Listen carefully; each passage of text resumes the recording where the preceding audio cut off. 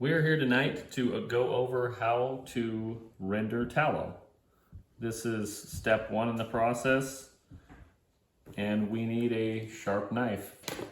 Take our steel, give it okay, big chunk of fat here. Lots of fat here. What you want is this pure white fat.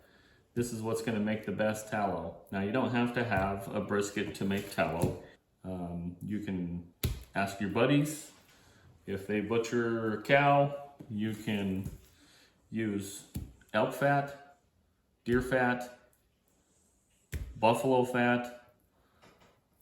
All these fats will make a really good tallow. I'll show you kind of what we're working with here. Tallow is used for making soap, and it makes a really good long-lasting bar soap. Lathers up really well. And the stuff you buy at the store does not even come close to comparing with how long this stuff lasts and how good it lathers.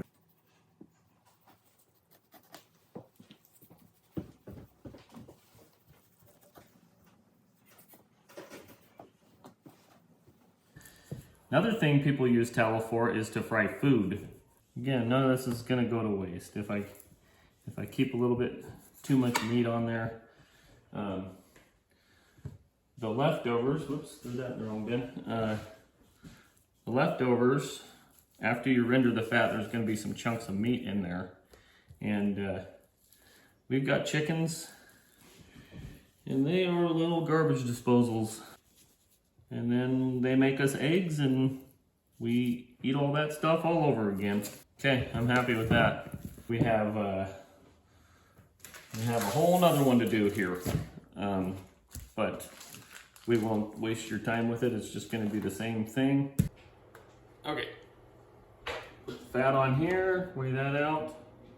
So we have 11.63 pounds minus the tare of this container, and we'll subtract that later. Okay, we've got our container full of tallow. We've got another Cutco knife over there. And got a pot. We're going to cut that tallow up into small chunks. Makes it easier to render it down. And we will fill that pot all the way up. It looks like we might even have to refill it.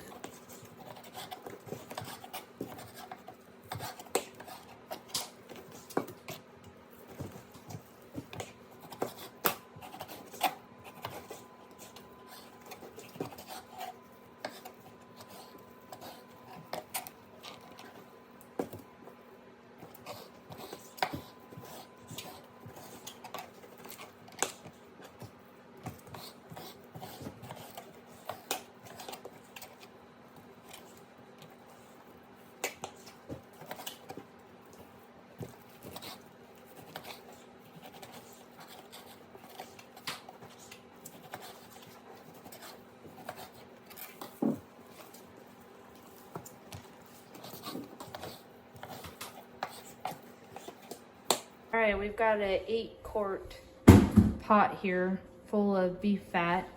What we're gonna do is we're gonna put our stove on low. We want to keep this really low when it's starting out. We don't want anything burning. We're gonna stir it really often, and we'll come back with updates. All right, as you can see, the beef fat's been going for a little while. We're starting to get some down here on the bottom. So what we're gonna do is we're just gonna stir this. And now we can go ahead and turn it up just a little bit higher, because with this, we have enough of this at the bottom. We're going to continue to let this cook. This is going to take quite a few hours. Okay, another hour and a half has gone by. You can see that everything has a brown type color to it. Every piece of fat has at least touched the rendered fat by now, and it's rendering nicely. It's going to continue to cook on low to medium, just above medium.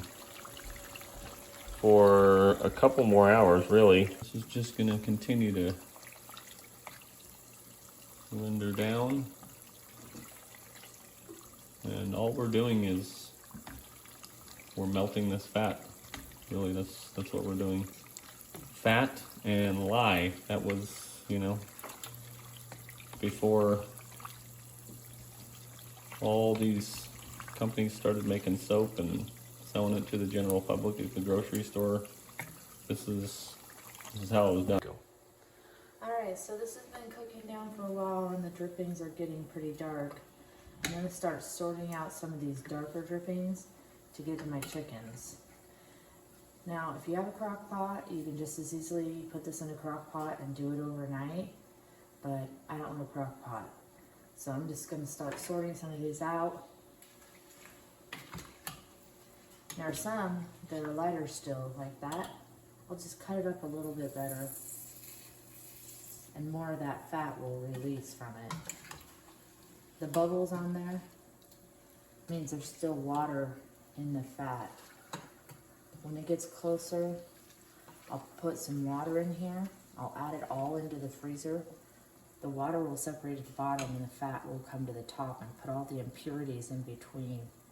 Then I'll flip it over when I pull it out of the freezer and clean it. I'll show you guys how I do that when this is ready. Alright, so I went ahead and removed the rest of the drippings, and as you can see here, all the little bubbles are gone. So now I've got to work on getting all these impurities out of here, and you could probably strain it over a cheesecloth if you want, but the way I usually do it is I'm going to let it cool off for a little bit. I'm going to add some water to it, and then I'm going to put it in a real pliable bowl that I can put it in the freezer, and that's going to separate then. So I'll do that now. All right, so we added what is probably going to be about an inch of water. Tallow soap is super easy. You need 3 ingredients. You need lye, which is an easy thing to get off Amazon. You need your fat, which is our tallow here, and then you're going to need some water.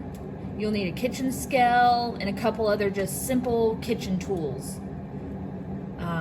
One of the easiest soaps to make, super high moisture, just really all around great soap. So we'll be showing that in the second part of this video. All right, so the tallow is now solidified in the freezer, so I'm just gonna quickly loosen it up from the bowl.